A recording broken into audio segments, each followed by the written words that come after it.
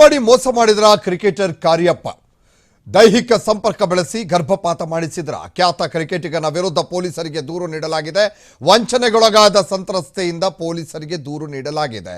ಕ್ರಿಕೆಟಿಗ ಕಾರ್ಯಪ್ಪ ಹಾಗಾದರೆ ದೈಹಿಕ ಸಂಪರ್ಕ ಬೆಳೆಸಿ ಲವ್ ಮಾಡಿ ಮದುವೆ ಆಗ್ತೀನಿ ಅಂತ ಹೇಳಿ ಮೋಸ ಮಾಡಿದ್ರ, ಗರ್ಭಪಾತ ಮಾಡಿಸಿದ್ರ. ಹಾಗಾದರೆ ಈಗ ಖ್ಯಾತ ಕ್ರಿಕೆಟಿಗನ ವಿರುದ್ಧ ಪೊಲೀಸರಿಗೆ ದೂರನ್ನು ನೀಡಲಾಗಿದೆ. ವಂಚನೆಗೊಳಗಾದಂಥ ಸಂತ್ರಸ್ತೆ ಪೊಲೀಸರಿಗೆ ದೂರನ್ನು ಕೊಟ್ಟಿದ್ದಾಳೆ. ಕ್ರಿಕೆಟಿಗ ಕೆಸಿ ಕಾರ್ಯಪ್ಪ ವಿರುದ್ಧ ಮಾಜಿ ಗರ್ಲ್ ಫ್ರೆಂಡ್ ದೂರನ್ನು ಕೊಟ್ಟಿದ್ದಾರೆ. ಖ್ಯಾತ ಕ್ರಿಕೆಟಿಗನ ವಿರುದ್ಧ ಪೊಲೀಸರಿಗೆ ದೂರು ನೀಡಲಾಗಿದೆ. ವಂಚನೆಗೊಳಗಾದಂತಹ ಸಂತ್ರಸ್ತೆ ಪೊಲೀಸರಿಗೆ ದೂರನ್ನು ಕೊಟ್ಟಿರುವಂಥದ್ದು. ಕ್ರಿಕೆಟಿಗ ಕೆಸಿ ಕಾರ್ಯಪ್ಪ ವಿರುದ್ಧ ಮಾಜಿ ಗರ್ಲ್ ಫ್ರೆಂಡ್ ದೂರನ್ನು ಕೊಟ್ಟಿದ್ದಾರೆ. ನಾಗಸಂದ್ರದ ರಾಮಯ್ಯ ಲೇಔಟ್ನಲ್ಲಿ ಕಾರ್ಯಪ್ಪ ವಾಸವಾಗಿದ್ದಾರೆ.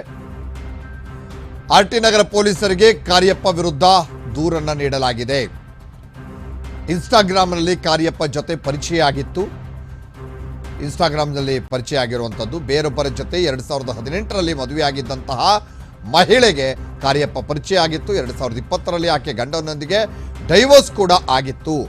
ಬಳಿಕ ಕ್ರಿಕೆಟಿಗ ಕಾರ್ಯಪ್ಪ ಜೊತೆ ಸಂಬಂಧ ಬೆಳೆದಿತ್ತು. ಸಂತ್ರಸ್ತೆಗೆ ಕಾರ್ಯಪ್ಪ ಅಬಾರ್ಷನ್ ಮಾಡಿಸಿರುವಂತಹ ಆರೋಪವನ್ನು ಕೂಡ ಮಾಡಿದ್ದಾರೆ. ಈ ಬಗ್ಗೆ ಬಾಗಲಗುಂಟೆ ಪೊಲೀಸ್ ಠಾಣೆಗೆ ದೂರನ್ನು ನೀಡಿದ್ದಾಳೆ ಯುವತಿ. ಆನಂತರ ಮದುವೆ ಮಾತು ಕೊಟ್ಟು ಕಾರ್ಯಪ್ಪ ದೂರು ವಾಪಸ್ ತೆಗೆಸಿದ್ರಂತೆ. ಆನಂತರ ಸಂತ್ರಸ್ತೆಗೆ ಕಾರ್ಯಪ್ಪ ತಾಯಿ ಅವಾಚ್ಯವಾಗಿ ನಿಂದಿಸಿದ್ದಂಥ ಆರೋಪ ಕೂಡ ಇದೆ. ಡಿಸೆಂಬರ್ 18ರಂದು ನಿನ್ನ ಮದುವೆ ಆಗಲ್ಲ ಅಂತ ಹೇಳಿ ಕಾರ್ಯಪ್ಪ ಹೇಳಿದ್ರಂತೆ.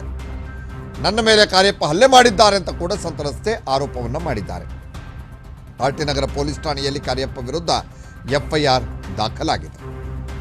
ಎಫ್ಐಆರ್ನಲ್ಲಿ A1 ಕೆಸಿ ಕಾರ್ಯಪ್ಪ, A2 ತಂದೆ, A3 ತಾಯಿ, ಕಾರ್ಯಪ್ಪ ಅವ್ರ ತಾಯಿ ಆರೋಪವನ್ನು ಅಂದರೆ 3 ಜನರ ಮೇಲೆ ಈಗ ದೂರನ್ನು ಕೊಟ್ಟಿದ್ದಾರೆ. ಕೇಸ್ ದಾಖಲಾಗಿದೆ.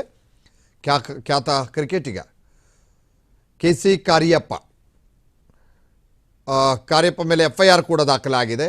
ಆರ್ಟಿ ನಗರ ಸ್ಟೇಷನಲ್ಲಿ ದೂರು ದಾಖಲಾಗಿರುವಂಥದ್ದು. ಇದು ಲವ್ ಮಾಡಿ ಮೋಸ ಮಾಡಿದ್ರ, ಹಾಗಾದರೆ ಅಬಾರ್ಷನ್ ಕೂಡ ಮಾಡಿಸಿದ್ರ, ಮದುವೆ ಆಗ್ತೀನಿ ಅಂತ ಹೇಳಿ ಮೋಸ ಮಾಡಿದ್ರ.